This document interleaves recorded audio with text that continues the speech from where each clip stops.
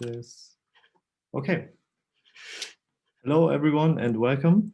My name is Daniel. I'm a PhD student at the University of Bremen in Germany, and this is the first session of our workshop on learning from mHealth success stories, effective interventions for marginalized populations. Now I will give you an overview of what we plan for today and tomorrow. And first of all, I'm very glad that we have such a diverse group of people here today, both from the organizer and from the participant side. And I would like to point out that we planned this as an interdisciplinary workshop. Therefore, I'm happy we not only have HCI researchers here, but also public health experts. So Hayo and Julian, very warm welcome to you. And also emphasizing our focus on marginalized groups. We have Shaime here as a co-organizer, and I got to know Shaime in a workshop she organized in 2018. Actually, Abdu, who is here with us today, he was also part of that workshop. And this was on designing for marginalized population. And that has very much had an impact on this workshop here today. And together with Anisha, Andy, Jochen, and Johannes, who are all experts in HCI and health topics, I think we have a nice group of people here today who helped organizing this, and we are excited to get to know each of you and to get to know each other. And before we start with the workshop, I would like to quickly summarize why are we doing this workshop and what our goals are. The main motivation for us was that research and development on mHealth for marginalized communities is important, as we think it can improve lives of people in populations that do not have access to basic health needs due to racial, ethnic, social, economic, or geographic barriers. And while there's already some evidence of interventions that were successful in improving health outcomes, the evidence here is rather limited. And additionally, there is a lack of interdisciplinary design and evaluation frameworks. That's why we came up with the idea for this workshop. And initially, our idea was to, first of all, discuss how to reach marginalized groups with those mHealth interventions, to second, analyze success and also failure stories of mHealth projects, and that is beyond the scope of a single discipline and also beyond a single project. And third of all, to explore how interdisciplinary working and the differences in design, development, and mHealth evaluation are between the different disciplines here. And therefore, our fourth and main goal here for this workshop was to collect ideas and concepts for an interdisciplinary design and evaluation framework. Now, due to the virtual format, we obviously are aware that we had to shift our expectations, and we think it would be now a really nice outcome if we would be able to identify some common research interests, get to know each other, and hopefully spark collaborations in the future, for example, for special issues, follow-up workshops, and maybe also conference or journal publications. And now to a bit more practical side, we will be using two tools in this workshop. First, I would like to quickly talk about Mural. So most of you have already signed up for Mural. It's a kind of, for us in this workshop, a virtual flip chart, I would say. And this is for things that we would like to persist even after the Zoom meeting, for example, literature suggestions or links. I have already put up there a schedule and some other useful links. And I would encourage you to also add notes there. I will, just after this presentation, I will share the links again. Yes, thank you, Johannes, for the reminder. And also for the second tool, which is well sorted. This we will use for a round of card sorting, and it will allow us to add maximum 2 cards each for discussion themes you identified from the participant presentations, and this will basically help us to find the discussion points for the session tomorrow. Julian and Anisha, who will run and co-chair this theme collection session later today, will also explain you how the sorting works after the presentations. But the main thing for you, or the main question, or the main question I have for you is, please also add those cards to well sorted already during the presentations. Like I said, I will share the links to both tools in the chat. Last thing I would like to talk about is the schedule for today. Now we will have a quick round of workshop organizer introductions first. Then we will have 4-minute participant introductions and presentations. For each of the presentations, we have 1 minute of question and answers. Then we will have a short break.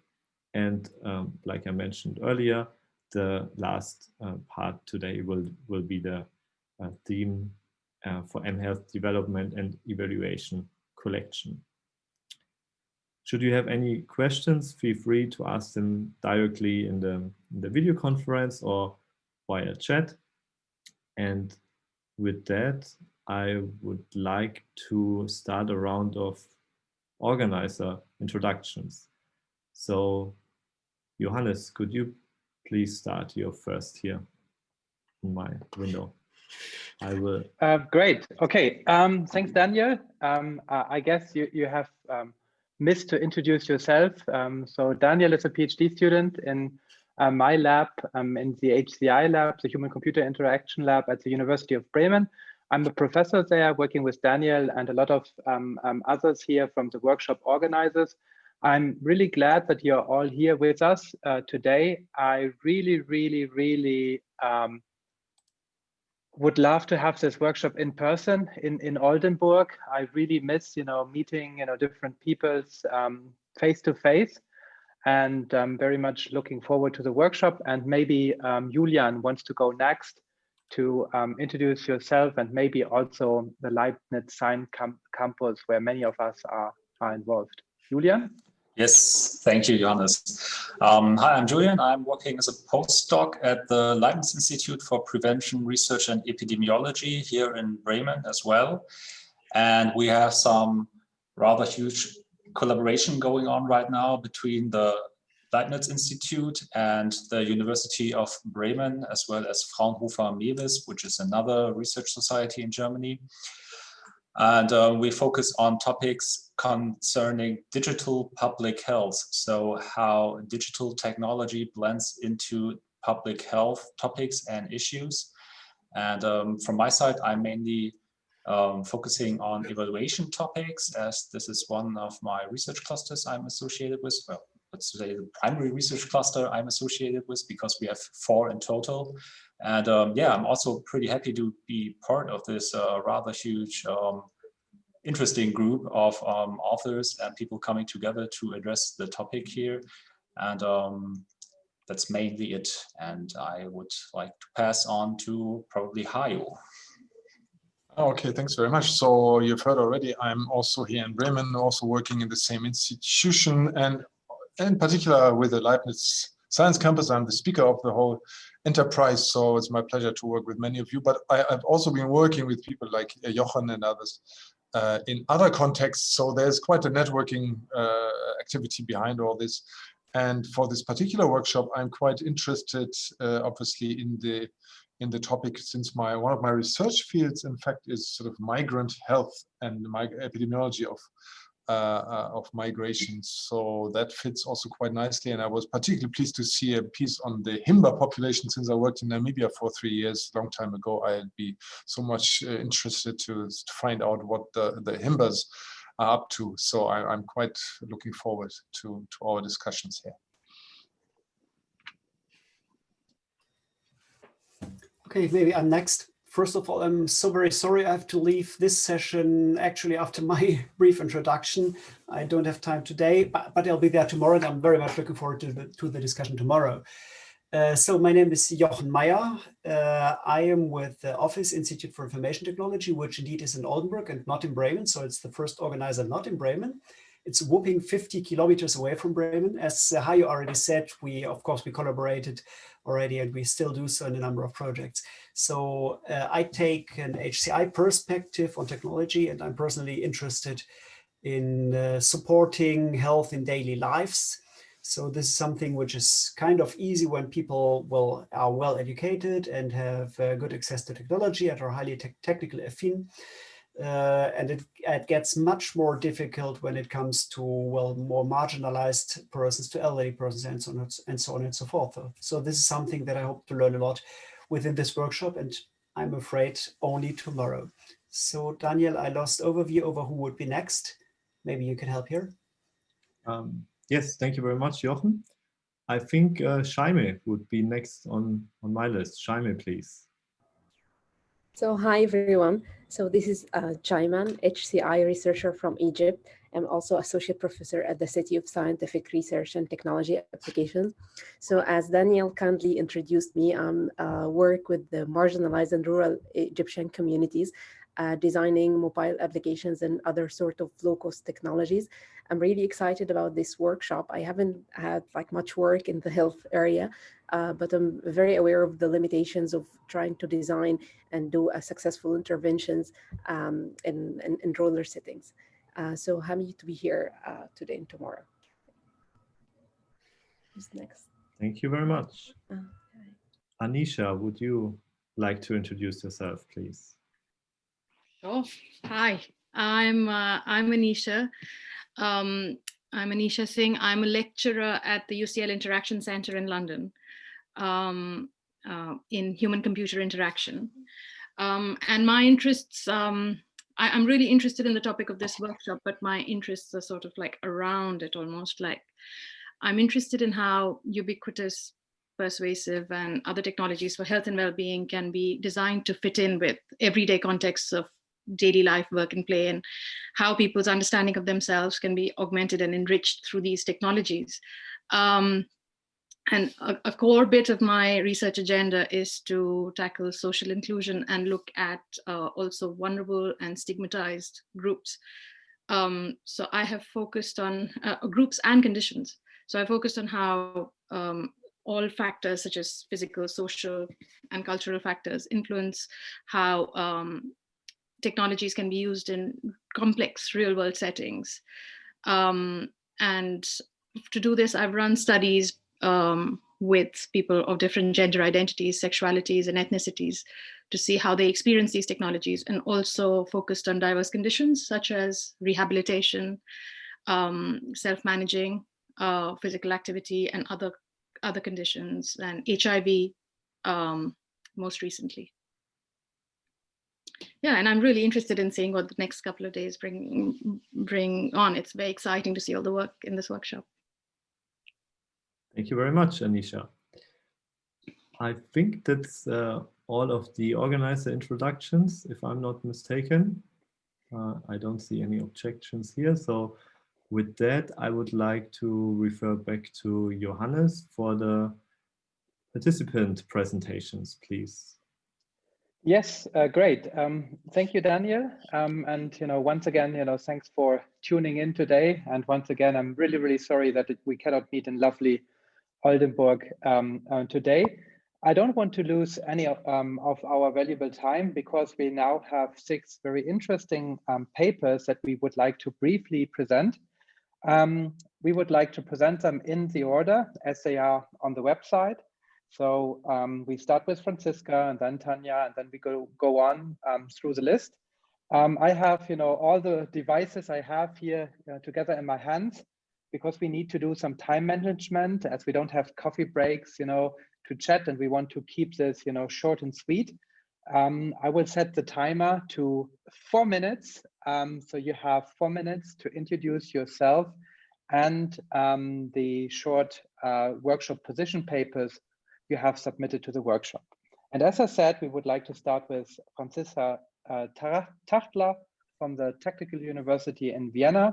And she will talk about designing for technology-enabled social ecological resilience. And she worked with very young migrants. And we're really, really looking forward to your presentation.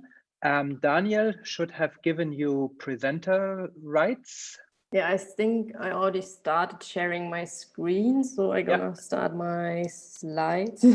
Yeah, and we share. We see another wonderful mountain picture. And now we see even more beautiful slides. And Franziska, I will start my stopwatch, and the floor is all yours. Okay. Hello. So I'm Franziska. I'm a PhD student at the HCI group in Vienna, and as part of my PhD, I'm exploring how technology could support promoting resilience in unaccompanied youth. And the research project takes place in Vienna, and as part of the project, I interviewed 5 unaccompanied youth and 18 professional volunteer support workers.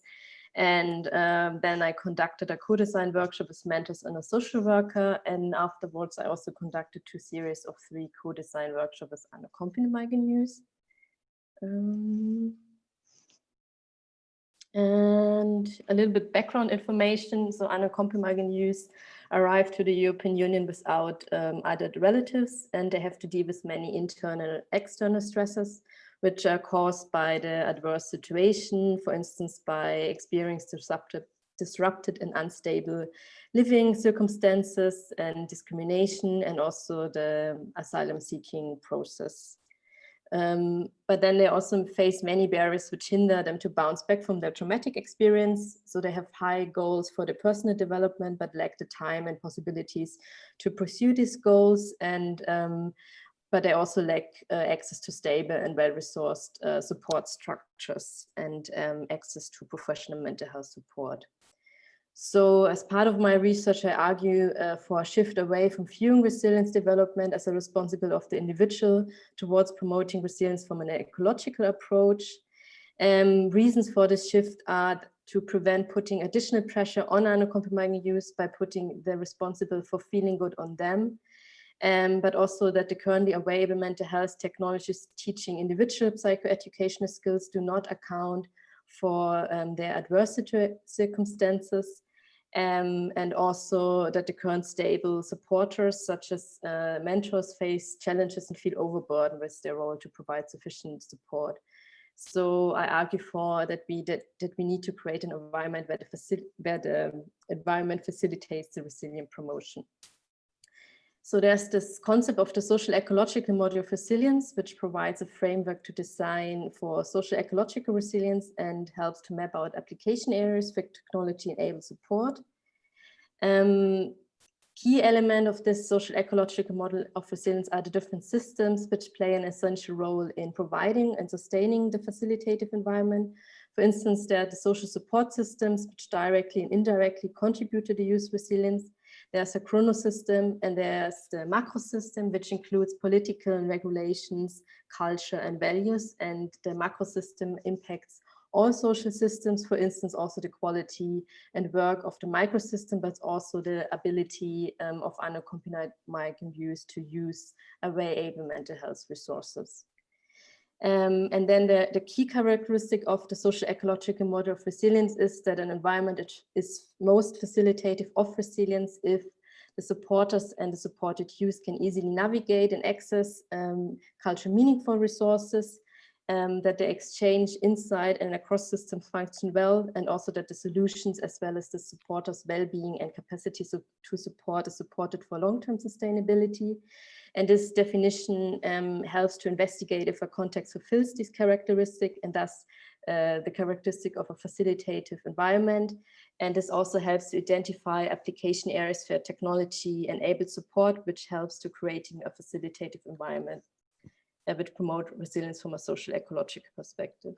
And yeah, I would like to thank you for the attention. It was a short introduction into my research, and I also would like to thank my co-research Tony Michiel, Petrus Slovak, and Geraldine Fitzpatrick, who supported me in conducting this research. And I also listed some questions, but we will explore them, I guess, later as part of the workshop. I do the applause on behalf of our workshop participants. If you have any questions, use the chat or raise your hands. And then, but I could start off, we have time for a couple of questions. I'm not sure in which stage of your PhD you are, but are you planning to develop interventions?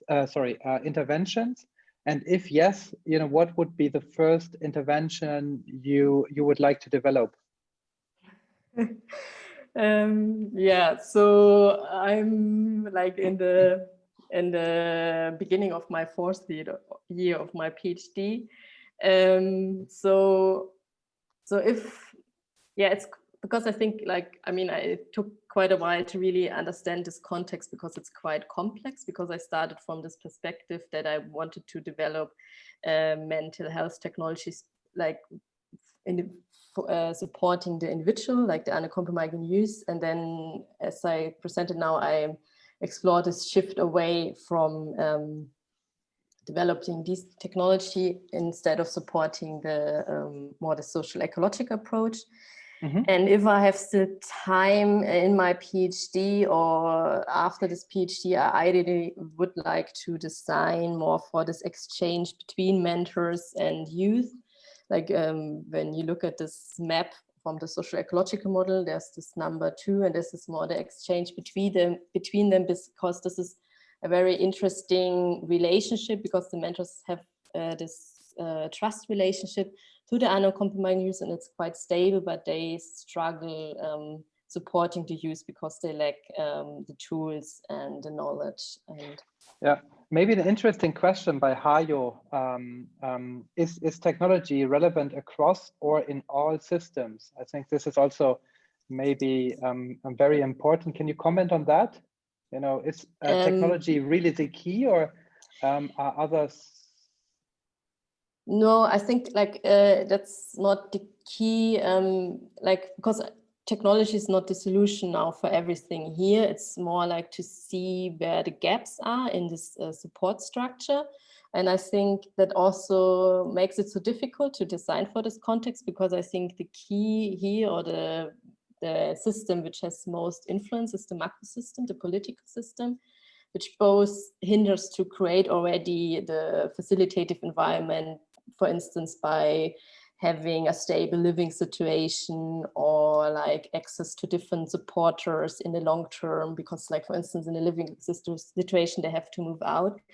So technology is not the key for the solution. It's more that there are different gaps, and some of these gaps could be supported with the help of technology, for instance, by supporting the supporters, because like there's a lot of literature in other areas in HCI where they also developed support for informal caregivers, and challenges are quite similar, for instance, like lacking the knowledge to support, but also lacking preventing being overburdened and so on. But I think also when we design technologies to support the individual, we need to take into account that the macro system has such a huge impact, because the mental health apps, they often assume that it's easy to stick to this recommendation given by the app, but actually there are so many constraints set by the circumstances, like living situation, being in living together with others, don't have the freedom to choose when, like, create a day structure which is supporting the mental health. So yeah.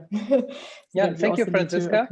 I would love to continue our discussion. Unfortunately, we said, to avoid Zoom fatigue and all those things that are bad for our mental health, we move on. Just a reminder, all the presentations and all the papers are also available on the workshop website. So if you like to dive in deeper, of course, download the PDF and also talk to Franziska. Thank you very much. And with that, we would like to move on to the University of Siegen. Tanja Ertl and Konstantin Ahl also worked with refugees and on therapeutic methods becoming self-help tools. And once again, I reset my timer and I can't see you now, Tanja, but we see your slides. Yeah, I think as soon as she starts to talk, she will appear. Okay. Yeah. Yeah. Please, Tanja, go ahead. Change the view you have. Can you hear me now?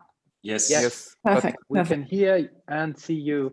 For some reason, I have problems now today with the technique. Can you see my my presentation as well? Yes, we see your keynote presentation. Okay, yes. Perfect.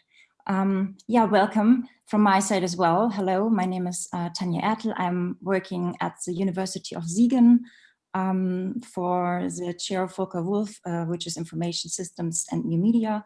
I'm in my third year as a PhD, and I'm focusing in my doctoral on something that we named psychosocial ICT. We are currently working on a full paper. You can see the headline below. It's Konstantin Ahl, my co-author, and me. We're referring to an exploratory paper that we recently published. In total, we now had 16 interviews with 9 refugees, 3 psychologists, and also 4 volunteers. So we expanded the research on that, and we're focusing on, in psychosocial ICT, on the therapeutic method itself.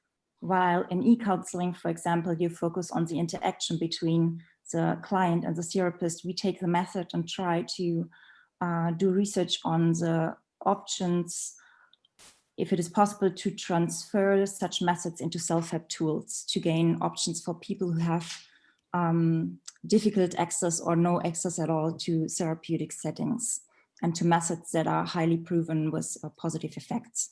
So we started with poetry therapy, especially expressive writing and bibliotherapy, but we are also interested in other creative therapy methods. So if you're interested in that, give us a call.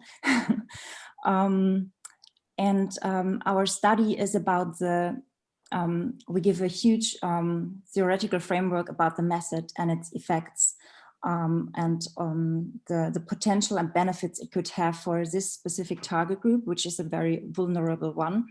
But we chose to focus on refugees because it points out the challenges and the risks of such a method and the transplantation of the method into the design very well. We also work with prisoners in this context, but also interested in other focus groups or target groups. We interviewed them about their struggles in daily life that they have brought rather from their home country or from their flight or even after their arrival. But also we pointed out the struggles of the other stakeholders in the system, like the experts, the volunteers, the peers, and what their coping strategies are in this context. And challenges are, quite a few that influence the design aspects. In the end, we have to point out that it is important if you design a tool, whether it is an app or a platform or whatever, something that is linked to analog methods as well, is that you cannot only focus on the support of the resilience of the end user, which is in this case a refugee, but also to the other stakeholders, because the resilience of all the stakeholders is kind of a delicate topic. The tool itself should consider creating equality on a basis that is having another wording. It comes from CRP, but it should maybe named differently to non-stigmatize and to create a virtual room that is giving a safe space without being scared of being stigmatized, or addressing a lot of things. Like we have a lot of challenges, as you can see, like cultural aspects, aspects of trust, social behavior patterns that have to be taken into account. For example, our participants preferred writing with pen and paper instead of using a technical device. I think I already used all my time. I have so many things to say about this. Maybe we can dive into this tomorrow more deeply. Yeah, please. Tomorrow, Konstantin will be part of this because I cannot be there tomorrow, unfortunately, I have to say, which is kind of sad, but I would like to network with you. Yeah, thank you. Wonderful. Thanks again for the presentation. I do the applause here on my own. All the others are doing the virtual applause. An important reminder was also in the chat. Please remember to add any interesting relevant themes that come up to well sorted. So if you have some themes in mind, please put them directly into well sorted. Once again, questions here via the chat, and I would like to start off a little Q&A. I was curious, have you noticed that the role of technology changed over time?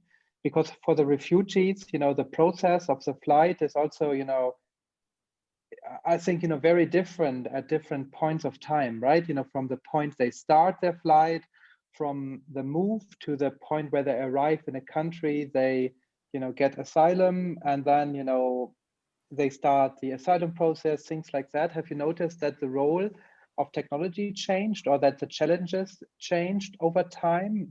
So can you tell us a bit more about the time dimensions here?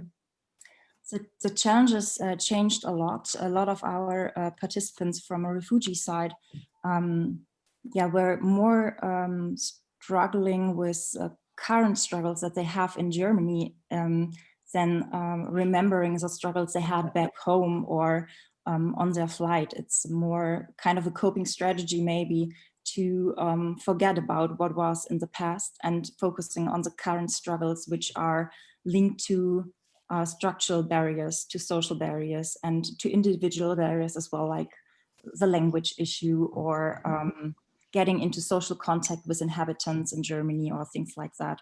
So, and the technology, the technologies, I think their usage of the technology was already very improved beforehand.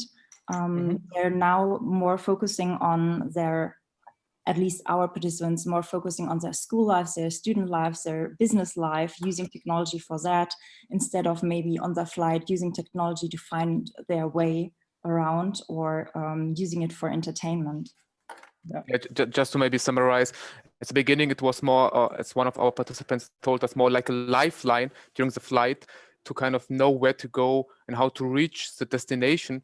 And now it's more like kind of a survival line, I would say, where you have to kind of establish your life now, but still you're in touch with your family. So the smartphone and technology in general is playing still a major role. Cool. Thank you so much. I'm very, very sorry to move on. I would love to have more time, sitting in Oldenburg, having a coffee, enjoying the rain all together.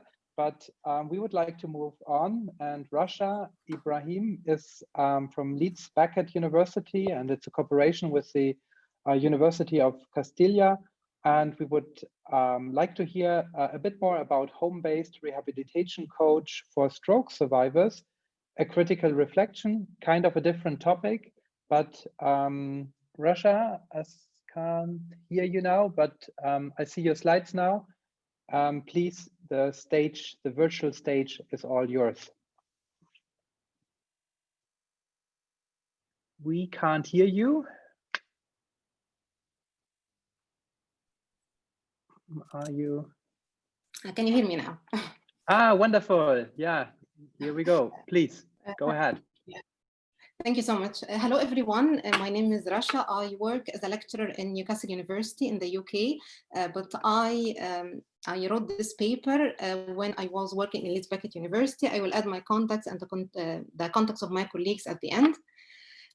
Basically, we were motivated to do this study because of the high numbers of stroke patients in the UK, more than 134,000. And the big cost to the UK, more than 26 billion cost because of stroke patients.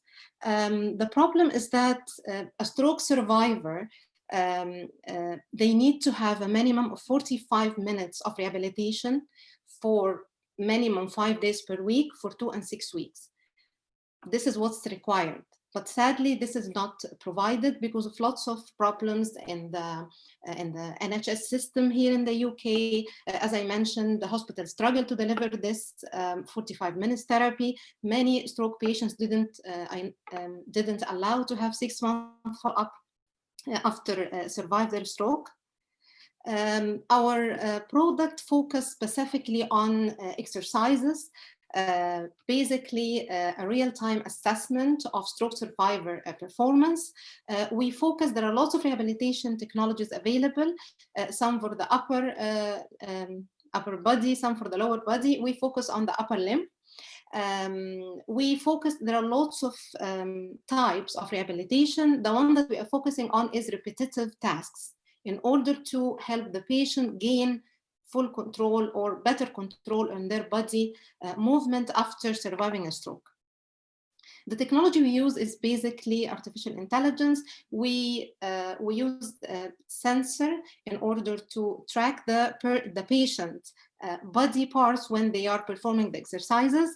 And then we measure their movement via an algorithm. As I said, the tool that we use for sensing the motion is the Kinet. Xbox, and the algorithm that we use to compare the patient's movement to the desired movement is the DTW algorithm. This is one of the co-authors that sitting as a patient. So basically, he will sit in front of the Kinet Xbox, nothing attached to his body at all, but we will track via the camera his body movement when he is doing the rehabilitation exercises, and then we'll give him a result at the end. As you can see, a number of stars, 42%, and so on. Our study that presented in this paper is basically we showed this system for a number of patients and doctors in hospitals and nurses in hospitals and stroke association in Leeds in the UK to take their opinion about the product. We have very good and positive feedback. I will just summarize quickly the results. It's of course in detail, it's mentioned in the paper, but the thing that we were actually that were discussed mainly is saving time, how they will be able to do it at home, not at the hospital. It will save them lots of visits to the hospital. The fact that they can see their improvement in a graphical mode, it helps them a lot. We are using the results to make some adjustment to the system in the interface and the function of the system. If you have read the paper, you'll find some touchy quotes from the patients who mentioned that sadly the psychological part is not regarded at all in hospitals, and some people they will quote, I miss climbing a mountain, I miss smelling the ice, I have traveled the world but I don't remember. So we are planning, of course, to in the next version of the prototype to incorporate with psychology in order, and of course that's what HCI basically about, in order to improve the system and fix all this thing that respond more to the participants.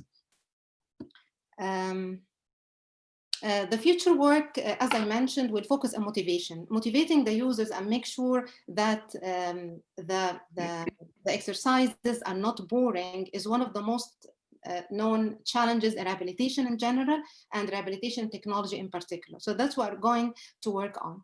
Also, the comparison of the database between the person and the already sorted data.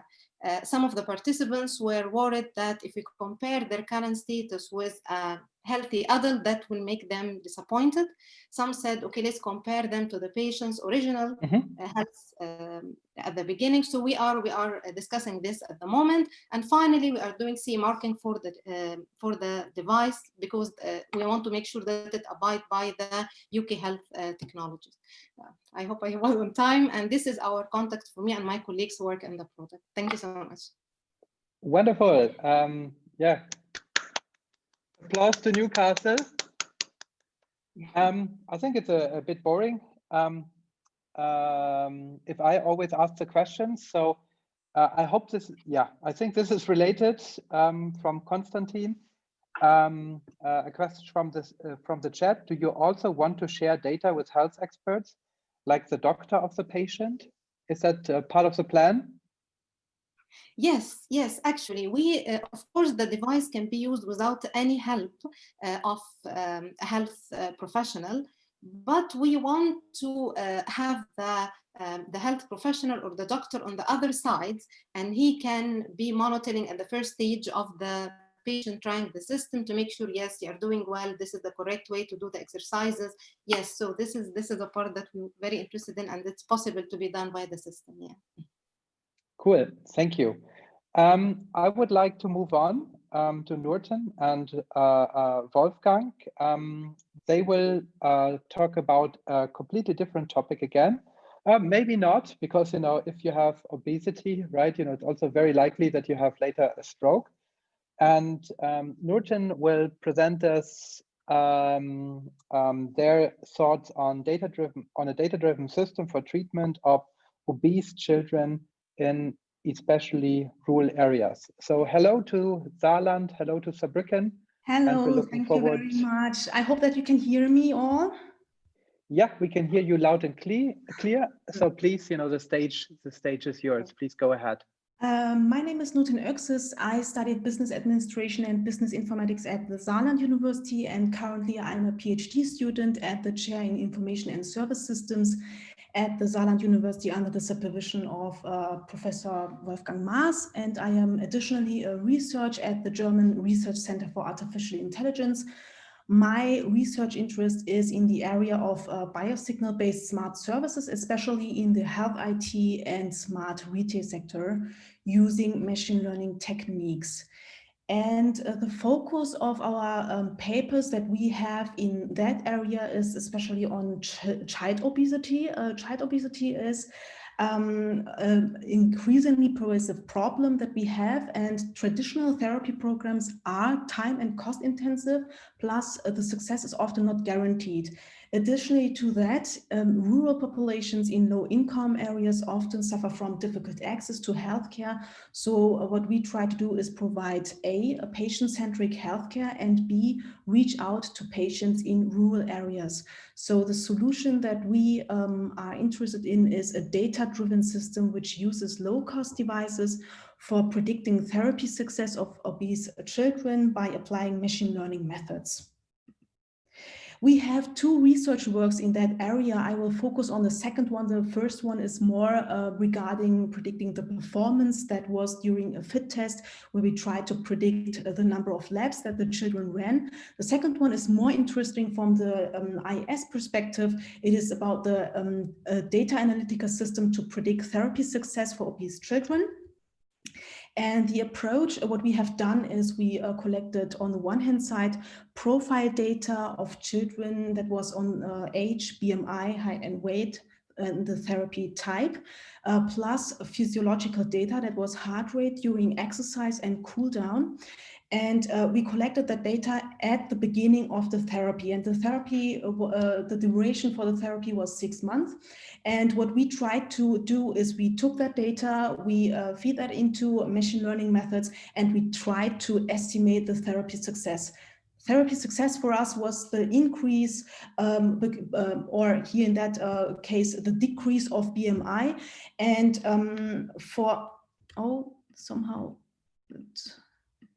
And to show you how that looked like, the data collection at the beginning of the therapy was a Doppelkoch fit test. A Doppelkoch fit test is a standardized fit test for children, and that was the yellow part. We focused on the red and blue part. That was a 6-minute run test and 3-minute cool down. And you see here the heart rates that we collected during the fit test.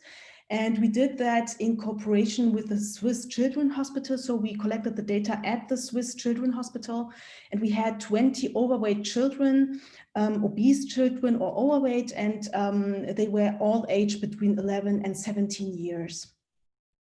What we then did is we took the model, the best performing model, and implemented it into a system. And we tried to make an empirical adoption of the service with domain experts, mainly cardiologists, who had more than 12 years of average age of job experience. And we tried, like what they did, they assessed the IS with the help of survey instruments. And what we have found out is that information format and information accessibility constructs have been evaluated positively. Plus, the participating domain experts would recommend the data analytical information systems to their colleagues. But we also had, of course, challenges during the project. On the one hand side, we had very less data of the participants, and that was a challenge for the machine learning model. We tried to overcome that with specific methods that we used. On the other hand side, of course, satisfying the needs of physicians with respect to the envisioned data analytical information system and its applicability to medical field. And of course, we also noticed that that kind of systems, they are met with skepticism by the healthcare professionals. So what we also try to do is to put the focus more on additional collaboration with domain experts to also enhance the data analytical information systems with the expert knowledge. Plus, further studies have to focus on the communication between physicians and their patients in rural areas through the data analytical information systems. I also have somehow it always jumps back. I also have some discussion points, but I think they are more interesting for tomorrow. And thank you for your attention, and I'm happy to hear your questions. Yeah, I do the applause again. You know, I'm clapping hard. Hayo raised a question in the chat for your model. He guessed that the socioeconomic status might also be relevant for prediction. Have you looked into other variables as well? And maybe you can answer this question by Konstantin first. What means rural in this context? Rural does not always equal rural. Can you define, or provide us a definition for rural for your study? I think this would be helpful. And then Hayo's questions regarding other parameters for your predicting model. Absolutely. Thank you for the interesting question. So sure, absolutely. Other parameters would also have the ability to increase let's say, the accuracy of the model. We had additional data, but we also found out that it was really hard to get the data from the children. Some of the children came from a very difficult, let's say, background from the family side. We also had a lot of dropouts. And for a lot of the children, the data was missing. And due to the fact that we only had 20 children data that we could use, we also have seen that a lot of the data was not there. It was missing because the data collection was from both sides. On the one hand side, we from the chair, we were collecting the physiological data, was the heart rate data. And the people from the hospital, they were responsible for the data, for the background data for the children. And afterwards, we have found out that some of the data is missing because also a lot of the children, they didn't come to the meetings that they had to come. So it's really hard to get the data. And we were happy to have that kind of data. Of course, we would like to have more data. Also, for example, the waist circumference, because that makes a difference, but unfortunately we have found out that some of the children are also too obese to get the data from the children. So it was a bit challenging. We tried to get a lot of data, but unfortunately only had that kind of data. But in the future, that would be, of course, the next step. Regarding rural, that's an interesting question. So for the papers as such, rural didn't really have a huge focus. It was more for this workshop because in principle, we were interested in coming up with a decision support system for healthcare practitioners. And in that context, we thought that for rural areas, it would be interesting to have such a system because it could help people in rural areas who are, for example, don't have the good infrastructure. Maybe medical personnel are missing there, so they don't have a lot of healthcare practitioners in that areas.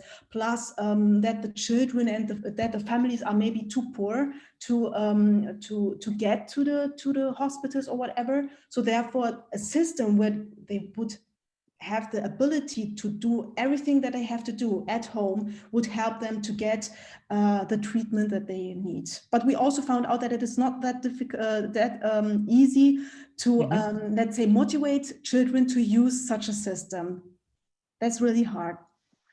Cool. Thank you very much. Unfortunately, you know, as I said, you know, we want to do it, you know, short and sweet. So I would like to now give Brendan the screen rights, and Brendan is an independent consultant and we'll talk about the Mom Connect project, community health workers, commitment, and the political moral economy. Brendan, can you hear, or can we hear you?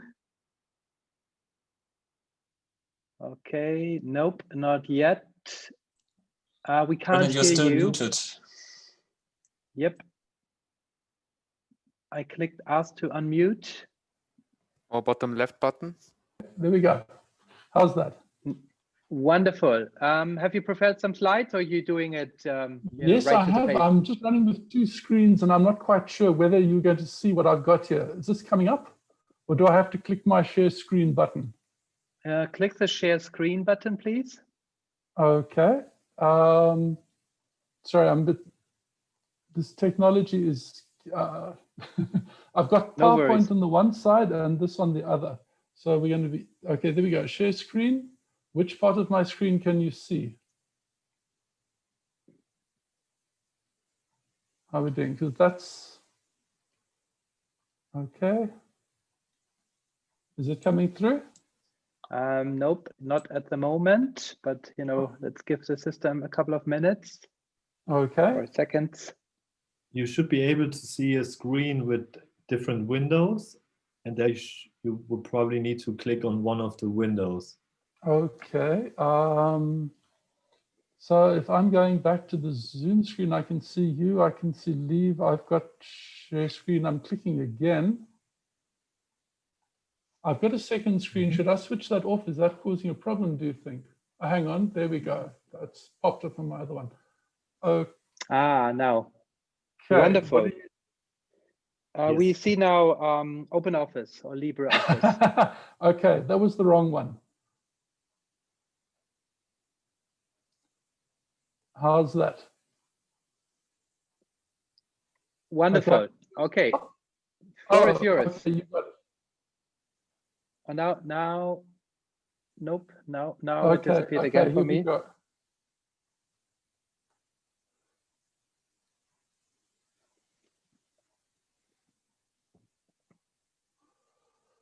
Okay, I'm just sorry. I'm not picking up the Zoom thing. Is it possible for me to switch off and switch on the share screen? Would that help?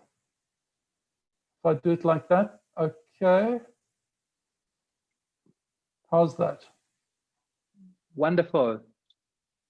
Okay.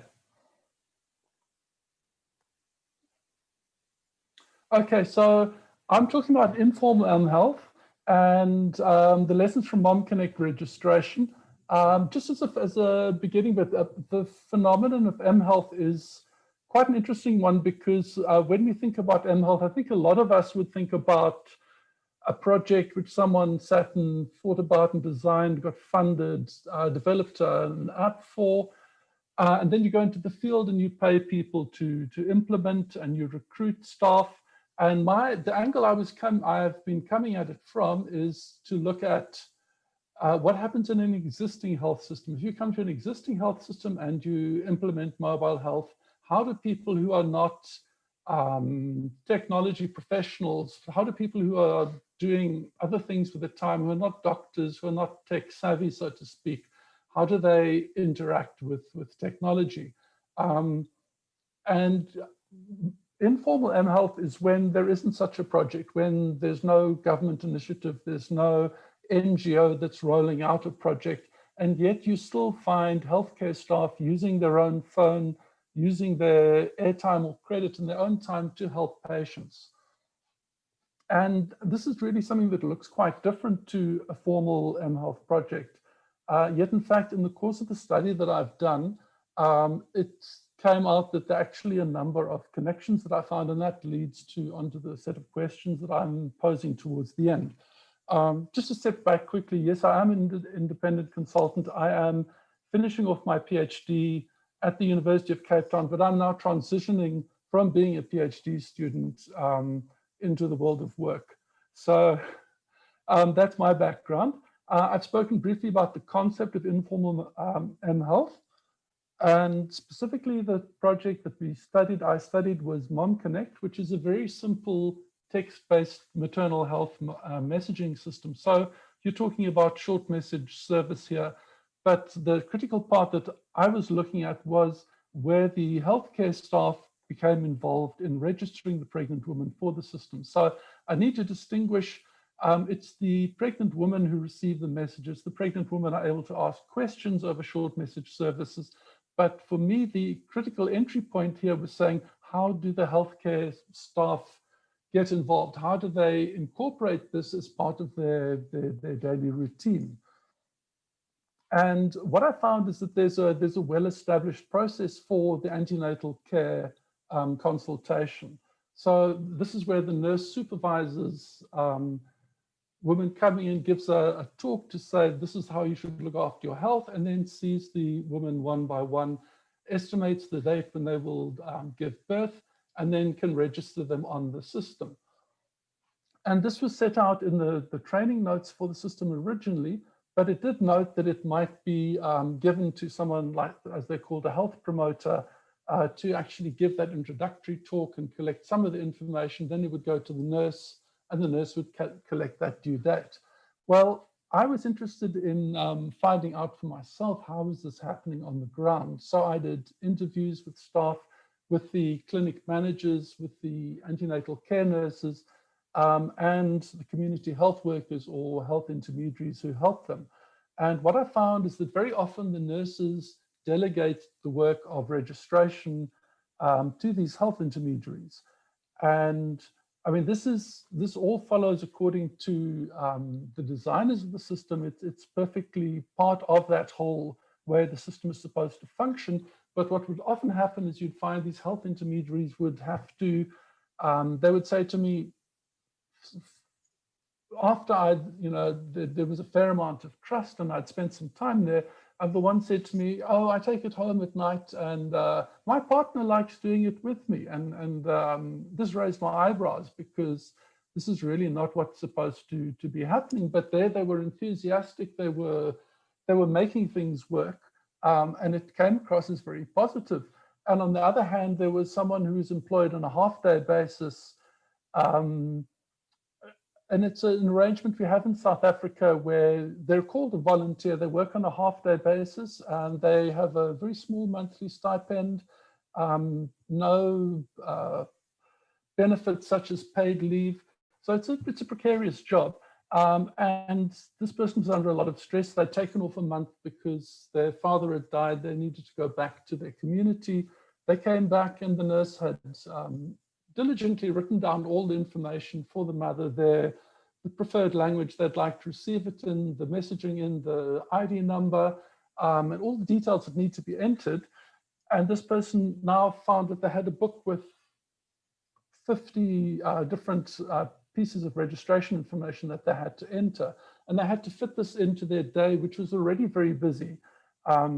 And make this work. And nevertheless, what I observed and what I discussed with people, I saw this happening. So this comes to my point here when I said that the healthcare staff often engaged in informal mHealth activities. Sorry, am I running behind on time? Yes, a bit. But okay, let me be quick then. Okay, yeah. So that's really the core. That for me, that there's mHealth, there's formal mHealth and informal mHealth that come together. So this is just a couple of pictures. This is an example of one of the streets in one of the clinics that I went to. You can see this was done in a light industrial part of town, near to a park as well, where people were doing various things to entertain themselves. And the clinics were very often small buildings, people close together, with many things to do. But let me jump forward. Okay, so as I said, this research showed that formal mHealth, if you wish, and informal mHealth coexist. And I think this poses a very interesting problem. How do we actually think about health workers and their involvement and commitment to making mobile health work? And if you consider that these people are very often vulnerable because they're not educated in the sense that they are able to easily change jobs. They're not professionals like nurses or doctors. And yet we're giving them technology and expecting them to go above and beyond their basic obligations to make it work.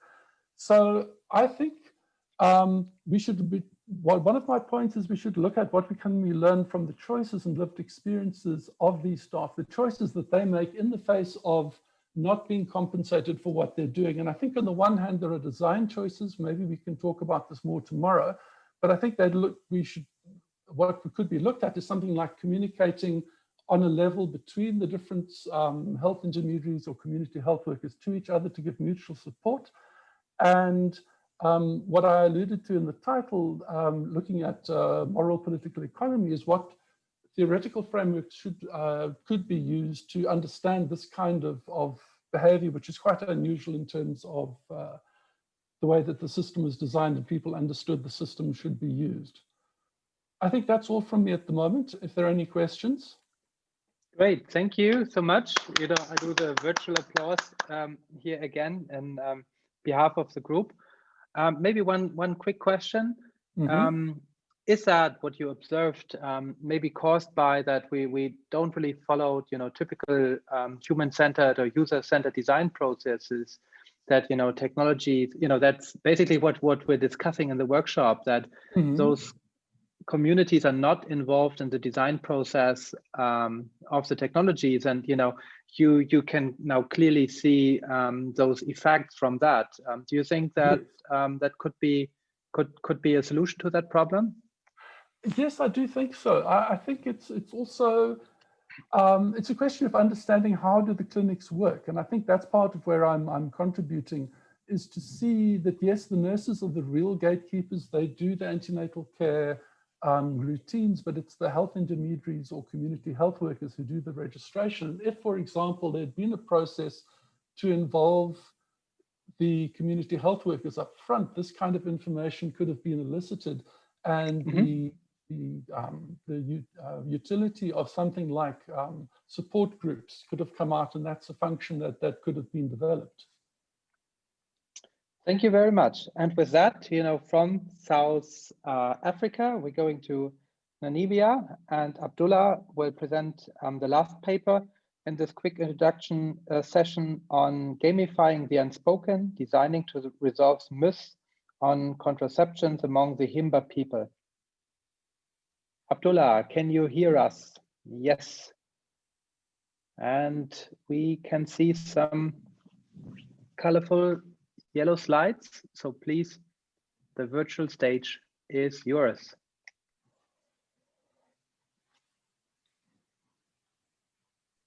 We can't hear you at the moment.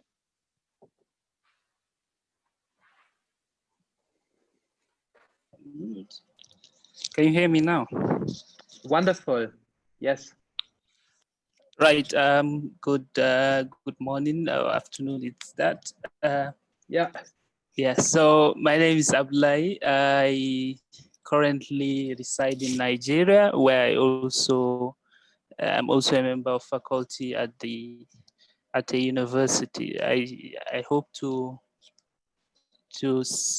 secure studentship for a PhD, but this is not a PhD work, or It's actually part of the Africa Conference Design Challenge, where we came together with Alphonse, who is a master student in the Namibia University of Science Technology, Tochukwu, currently a PhD student in Ireland, and Claudette, who has just concluded her PhD, to participate in the challenge, and that formed the basis of this paper. So very quickly, we found out that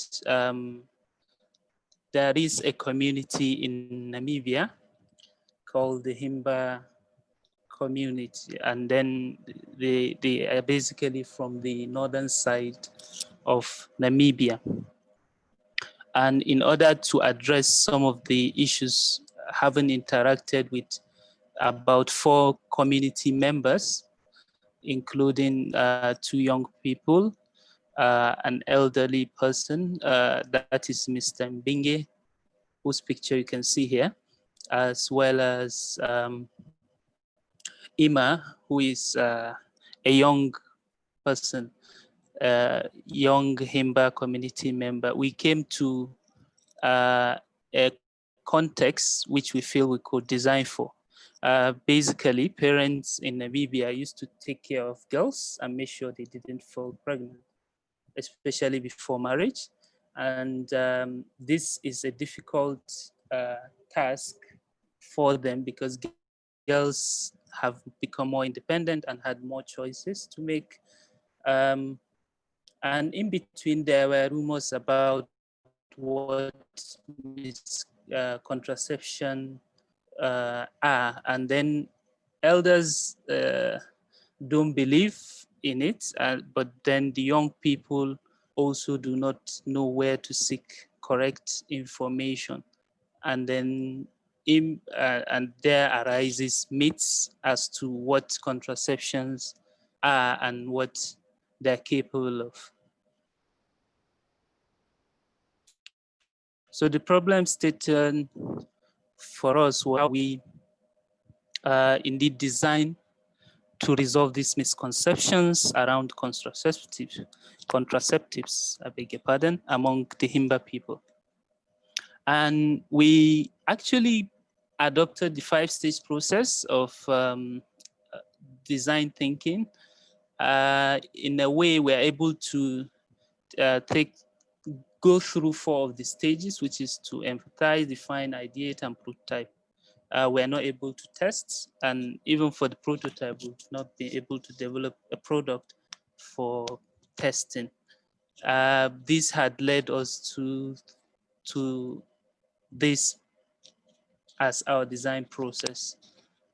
We had personas and we did ideate, we identified a couple of solutions that could respond to that, including that in the communities, it's common to see folk tales. It's common to also consider digital bots to pass information. But at the end of the day, we came to the conclusion that in rural settings and indigenous communities like with the Himba, there are indeed local games that could be useful. And we went on to co-imagine with the member of the community. You can see Mr. Mbinge. Thankfully, we had someone who had a VR gear at the conference as part of this. So we did, work around that to ask questions and to interview and have him have a feel of what VR gears could do and could be. And we came to a conclusion that first, for designs of this nature, there is indeed greater interest in adopting elements from within the environment. So we feel a game of this nature should be housed in a traditional home setting, like you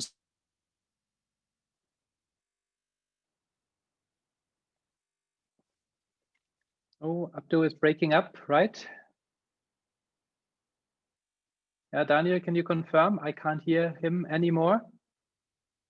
No. Is he still in the call? Yes. Yes, he is.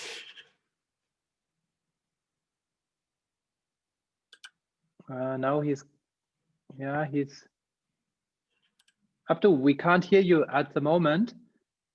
So what I would suggest is we unfortunately end your talk here and move on. But of course, we could, revisit the last couple of slides you had in your slide deck if this is okay with you, because I think now he's also not in the call anymore, right? Can you hear me? Ah, here you're back again. Sorry, we lost you in the call. Okay, sorry, I have an unstable network here. No worries. Could you kindly wrap up in the next half minute or so? Yeah, sure. So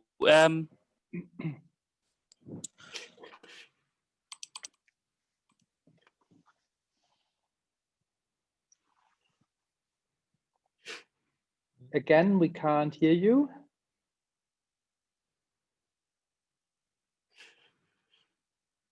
Just on which we did. Can you hear me? We saw the great slides and with the ideas, but we couldn't hear you. Okay, sorry. But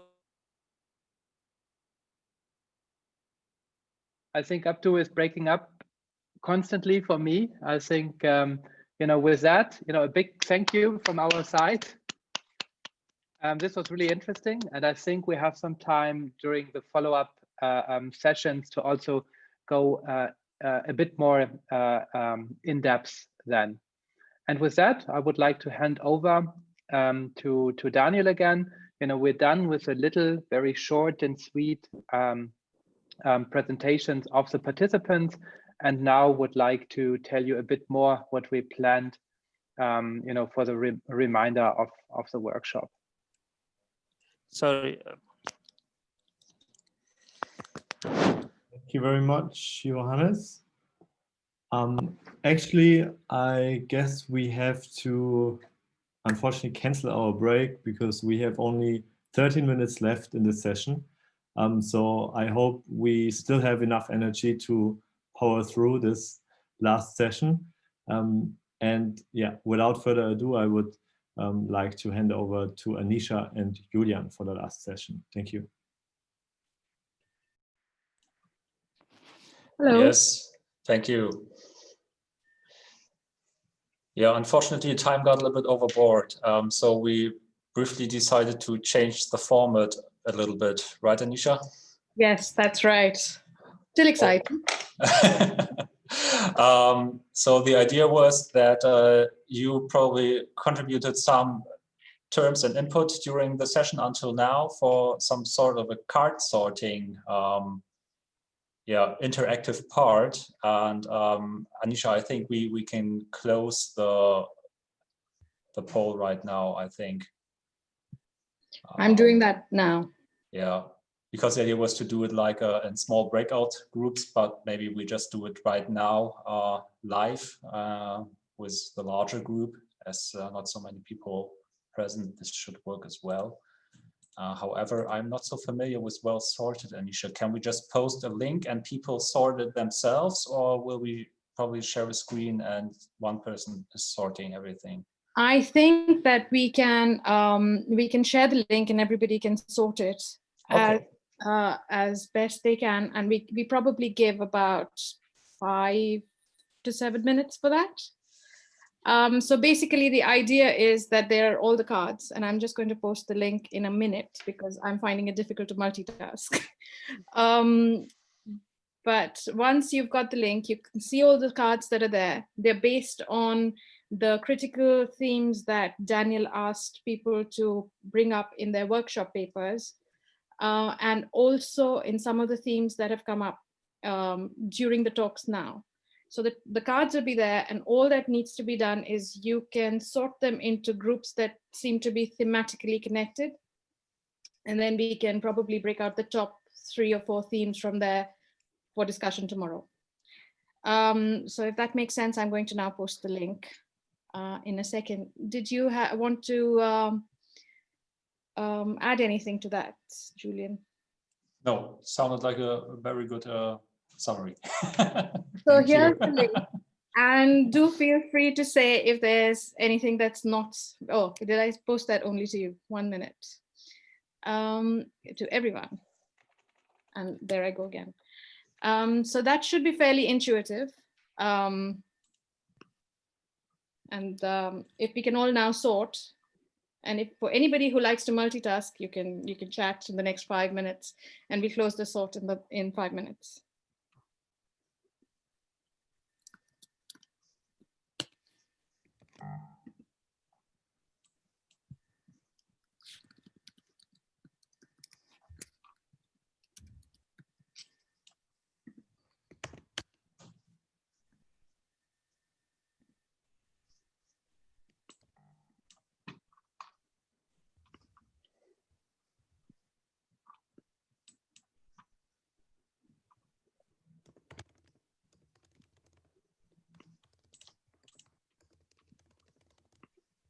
And if you're wondering what's hiding behind these keywords, there's a mouse over effect. So there's some sort of more detailed description for each box.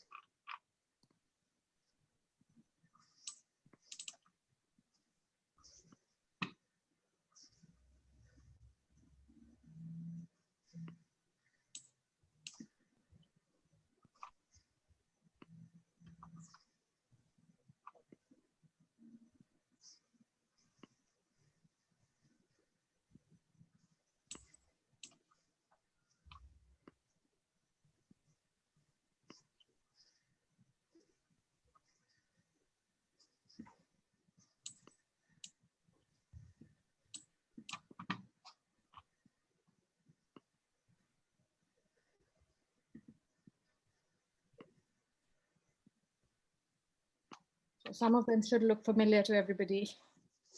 Some of them not so much.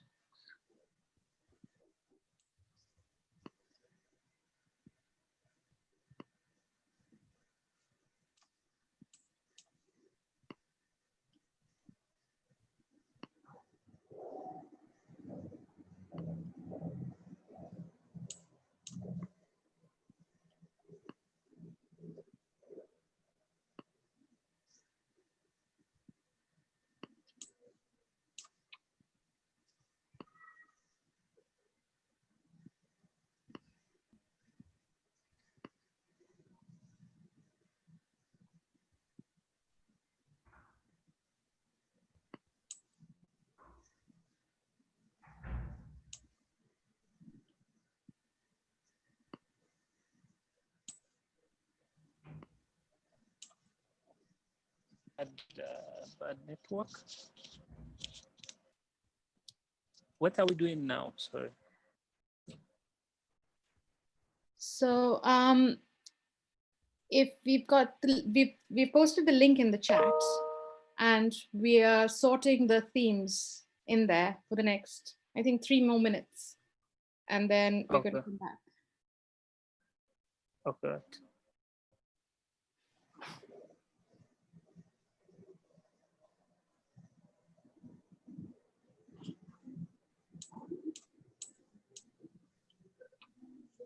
So I've got a couple of completes. Well done. Well, that's pretty quick, to be honest. Yeah,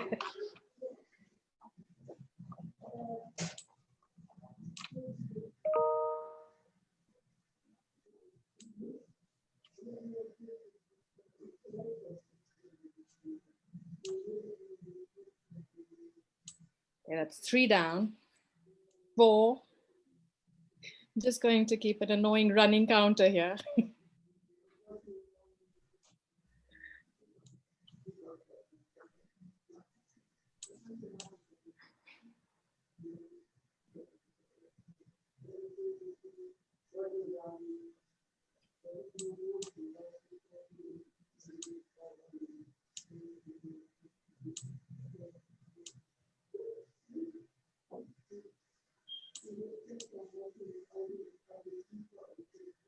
It's quite a few to get through, but unfortunately, we've abbreviated the session.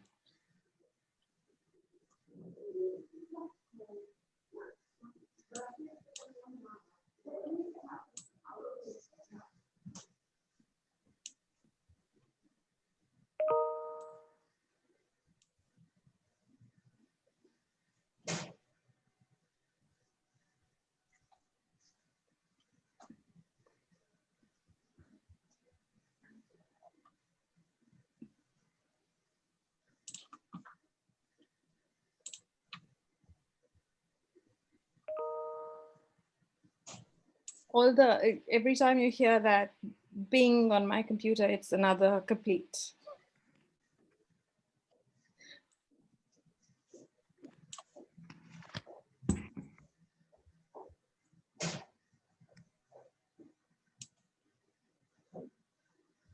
We can close this in another minute, I'd say.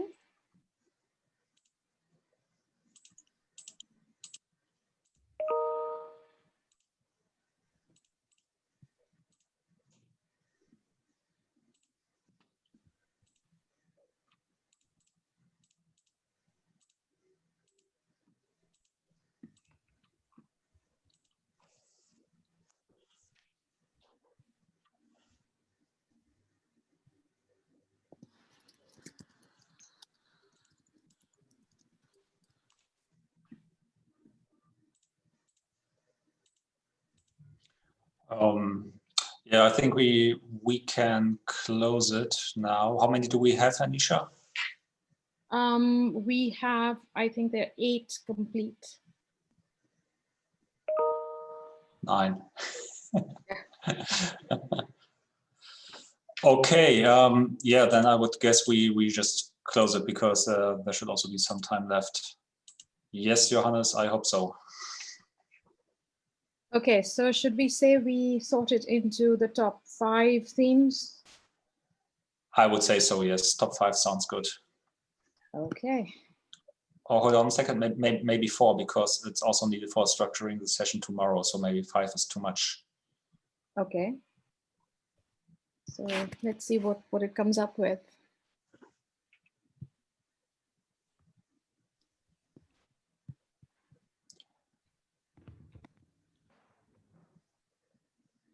Okay, so I've done 4 themes. And I can share what's come up. So I'm going to share my screen. Let's hope that goes well.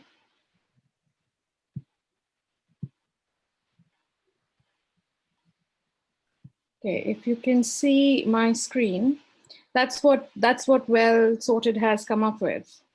So basically that's what everybody's grouped them as. And what we probably need to do is come up with names for those 4 themes that have come up. So I think the first theme includes things like developing trust, sharing data, what should be collected, what should be secured, and so on. So we could refer to that as something to do with like a theme around data, transparency, trust, and privacy, security. Data protection issues, right? Yeah. So we can probably come up with, so I think data privacy and other issues. We can formalize the name for it later. The second one is to do around, is how does technology think about the macro system? So it's basically a system level view of the data that is required in any of these systems. So a system level challenges and decisions, I guess. I also think it's like a clear link to healthcare systems or health service research, something like that. So that sounds good. So let's make that the second theme, and we know what are the things that are in it, so we can go through them when we are discussing that particular macro theme tomorrow. The third one is to do with more participants, like who are the participants, what is the kind of interdisciplinary work that's required, how do we recruit the right people, how do we account for invisible work, So I would say it's more to do with the participants. Yeah, maybe something like that, like the target group or something like that.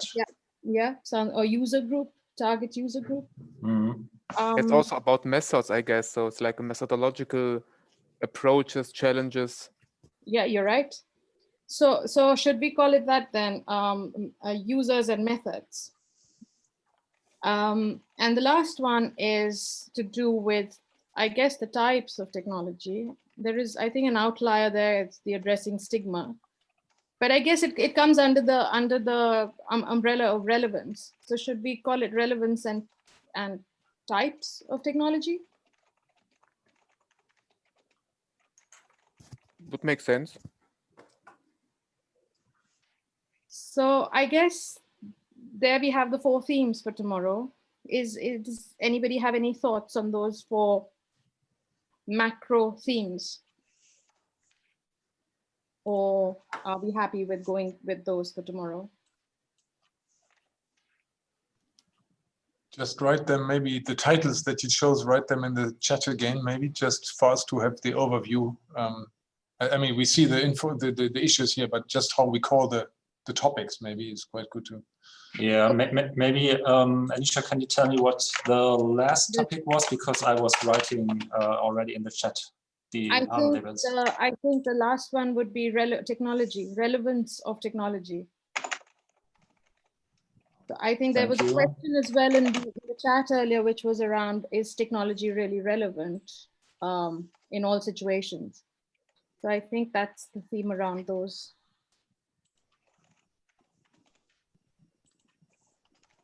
So.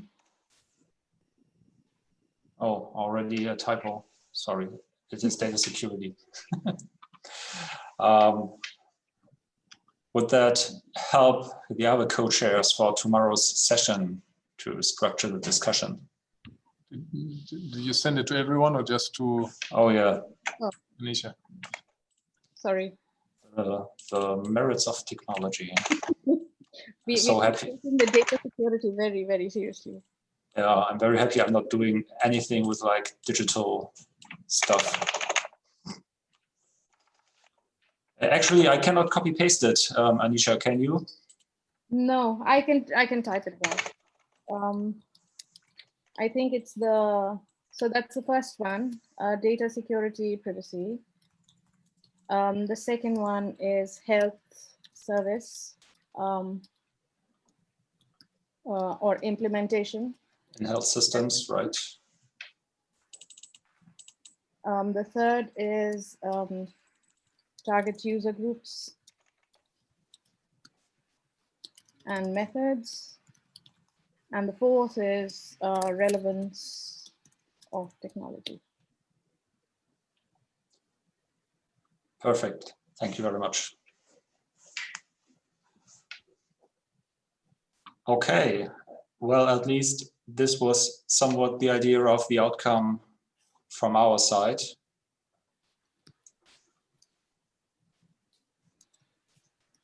To prepare for tomorrow.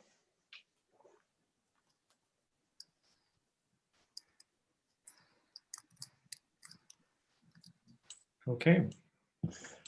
Thank you very much, Julia. I see that Anisha also wrote it to me.